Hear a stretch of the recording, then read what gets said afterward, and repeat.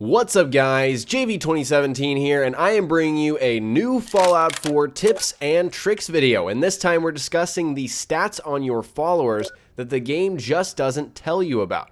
And just a quick reminder guys, this is your hub for daily Fallout 4 content here on YouTube, so make sure to subscribe if you haven't already, and stay tuned on my channel for daily Fallout 4 tips and tricks videos. Today I'm sharing all of the companion stats that are normally hidden from the player, and you know, these are things that Bethesda chose to not tell you about. You know, these are stats that are in the game with your companions, but you know, they're just not visible on the surface. And I'm hoping you all will find this information useful when choosing your followers. Now here's a disclaimer, I did not find this out for myself. I came across a post made by one of the good people over on the R Fallout subreddit that basically gives you an entire chart full of this information.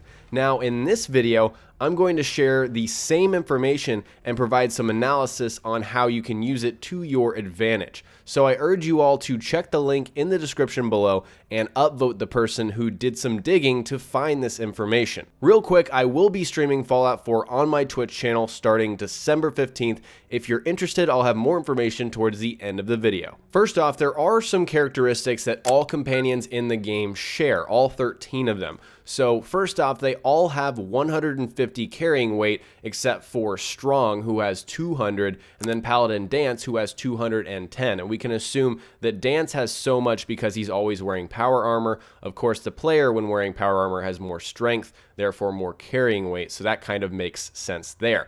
Also, all of the companions seem to have rank 4 of Sneak, which is weird because companions don't have perks, they just don't. So I think they have the effect of rank 4 of Sneak, and I think the reasoning for that is you don't want to have one companion be awful at stealth and pretty much break, you know, the whole stealth component for certain builds. I think they wanted to level that across the board for all companions. Another observation that I had is that all of the companions seem to have really high perception and agility for whatever reason. I'm not really sure why that is. So let's look at the 5 companions that you'll meet no matter what if you play through the main storyline. First is obviously CODSWORTH, and his special stats are 9, 10, 7, 7, 16, 10, and 7 for a total of 66 points. So the high points here obviously are the perception and agility. That's going to be the same for every character. And then he's got the highest amount of intelligence of any companion in the entire game, but I'm not exactly sure how that affects anything. And I'll talk about that more towards the end of the video. CODSWORTH is also immune to poison and radiation, and I believe that just makes sense because CODSWORTH is a Mr. Handy. He's a robot, so it wouldn't make sense that he would, you know, be able to take poison damage or radiation damage. He's immune to both of them. Next, Preston Garvey has a special of 5, 10, 7, 9, 8, 10, and 8 for a total of 57 points. Unfortunately, there's nothing really special or high about, you know, any of these stats for Preston Garvey, and he doesn't have any immunities, so he's not immune to poison or radiation like some of the other companions because he is a human. DOGMEAT's special stats are 4, 14, 4, 4, 9, 14, and 4 for 53 total points, and somehow he's immune to radiation. I'm not sure how that works, but DOGMEAT does not take radiation damage in the game. He has higher than normal perception and agility for whatever reason, and he's pretty smart. Apparently he's smarter than Preston Garvey somehow, and most of the companions in the game. Next up, Piper has a special of 5, 10, 7, 10, 8, 10, and 8 for 58 total points, and she has no immunities. Again, she's a human like Preston Garvey, so that would make sense. And the only notable thing about Piper's special is that she has the most charisma of any companion. So we're not sure exactly how this affects gameplay whatsoever, but it does make sense with her character. Of course, her affinity perk affects speech challenges, so that would also make sense. Nick Valentine's special stats look like 5, 10, 8, 8, 18, 10, and then 8 for a total of 67 points. Pretty high there for Nick. Of course, Nick is a synth, so he's immune to poison damage and radiation damage. So looking at Nick's special, obviously the real high point is his intelligence. It's all the way at 18. That's the most of any companion in the game. Again, we're not sure how having, you know, a companion with high intelligence really affects the player at all, but it's interesting to know that Nick is apparently the smartest. Next is Kate with special stats of 5, 10, 7, 7, 7, 10, and then 7 for only 53 total points. So that's kind of low. There's no real high point for Kate, unfortunately, outside of what everyone else has with their perception and agility.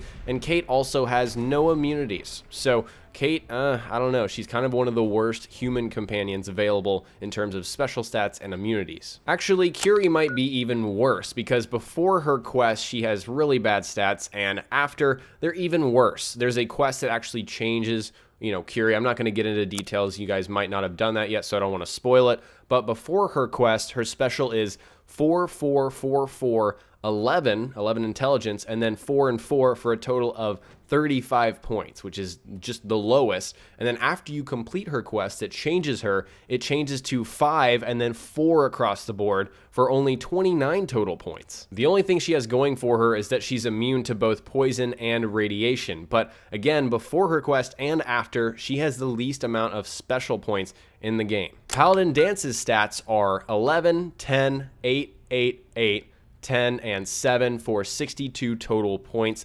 And he's immune to radiation. We can assume that's the case because, again, he always wears his power armor. There's nothing fancy going on with his special stats. I mean, he's got 62 total, which is kind of high for a human companion, but he's kind of cheating. I mean, he's always in power armor. That's probably why his strength is at 11, which is the third highest among companions. Next up is Deacon, who has 5, 10, 7, 9, 8, 10, and 8 special stats for 57 total points. Deacon has no immunities. Again, he is just a human, unfortunately. Outside of these hidden stats, the only bright point for Deacon, in my opinion, is his affinity perk. It's very strong for sneak-based builds. Hancock's special stats are 5, 10, 8, 9, 7, 10, and 8 for 57 total points once again, and Hancock is a ghoul, as we know, so he's immune to radiation. There's not much else to say about Hancock. I guess with his affinity perk, he'll really help you out if you go out to the glowing sea. If you really want to take him out there, he will buff your damage, but other than that, there's nothing going on here. MACCREADY is the final human companion we'll talk about. His special is 5, 10, 9, 7, 7, 10, and 8 for 56 total points. Nothing special. You guys have heard me say that a billion times in this video, and there's no immunities for MACCREADY. Fortunately, his affinity perk with the headshots is really strong. Next up is Strong, and his special stats are 24 strength, which is crazy, 12, 8, 1 charisma, which is funny, 6, 18, and then 1 for 70 total points. That's the second most of any companion, and Strong is a super mutant, so it makes sense that he's immune to radiation. Now, I want to take a moment to talk about Strong's strength, because it's ridiculous. It's at 24, which is far and away more than most of the companions in the game. And of course, Strong was designed to be a melee character, so it makes sense that he would have, you know, such high strength. But the problem is, what I've noticed, and what I'm going to touch on in a second here after we're done with the companions, is that I don't think a lot of these stats affect our player, like our player, and I don't think they actually impact the companion and what they're able to do, because companions can't do much. However, I do think that Strong having 24 strength has something to do with his melee ability. As you guys know, each point of strength in the special gives you 10% melee damage. So Strong effectively has 240% melee damage, which makes sense. He's able to down enemies pretty easily. The final companion, and easily the most impressive in terms of special, is X688.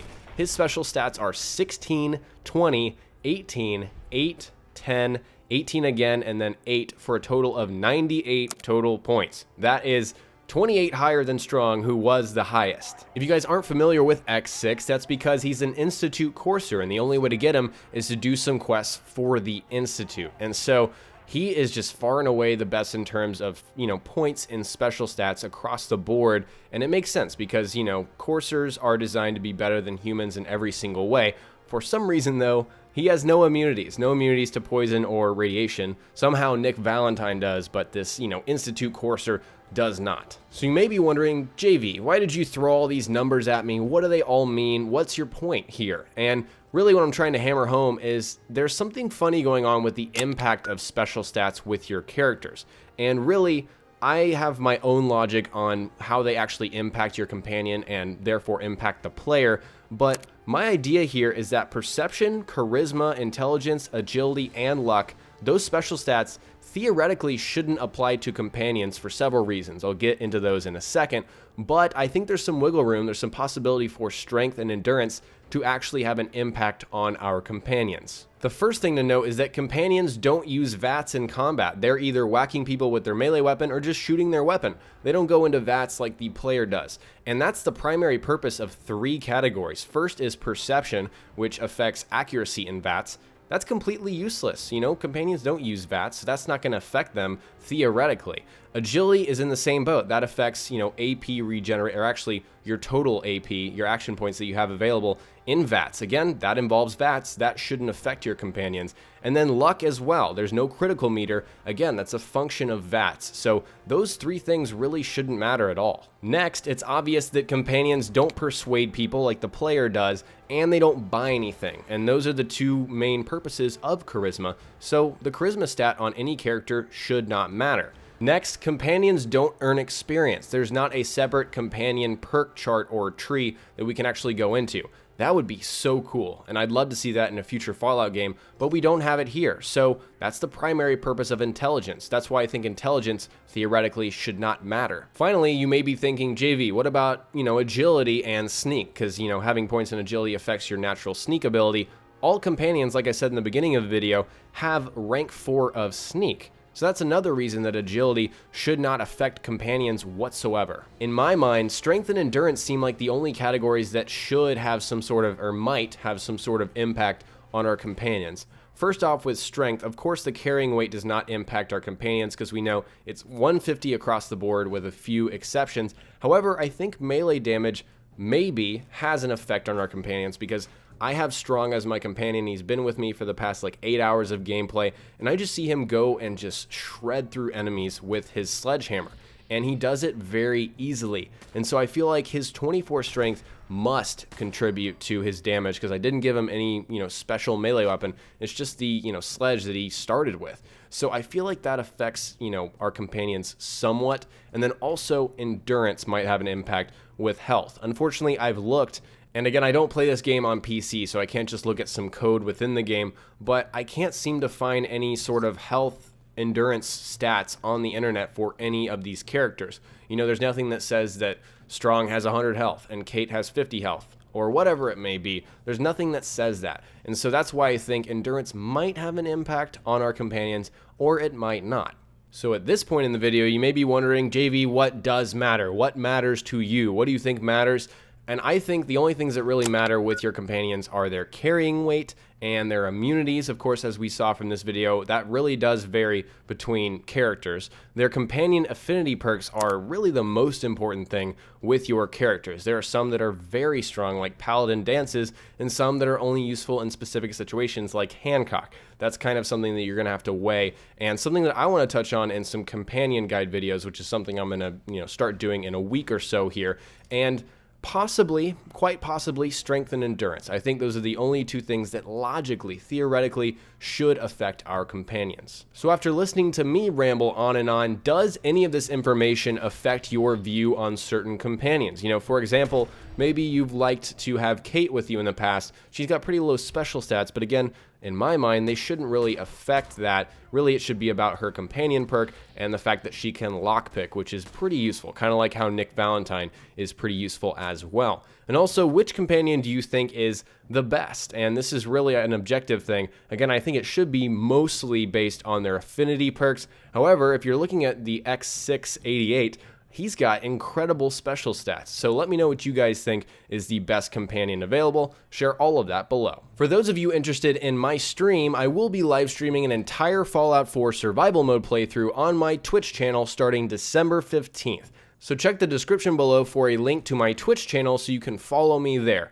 And we'll be playing Fallout for at least 3 hours every single day for a solid month, and I'll be giving away 1 copy of Fallout 4 on Xbox One to 1 lucky viewer at the end of my first stream, again on December 15th. I'm still working on an exact streaming schedule. I think I've almost got it ready, guys, so check the description in my videos for the past week. Once I've got that figured out, I will have it there. Alright guys, today I shared all of the hidden stats for every companion in Fallout 4, and next time we'll cover more Fallout Fallout on my channel, so stay tuned for daily Fallout 4 tips and tricks videos, and remember that this is your one-stop shop for Fallout 4 content on YouTube.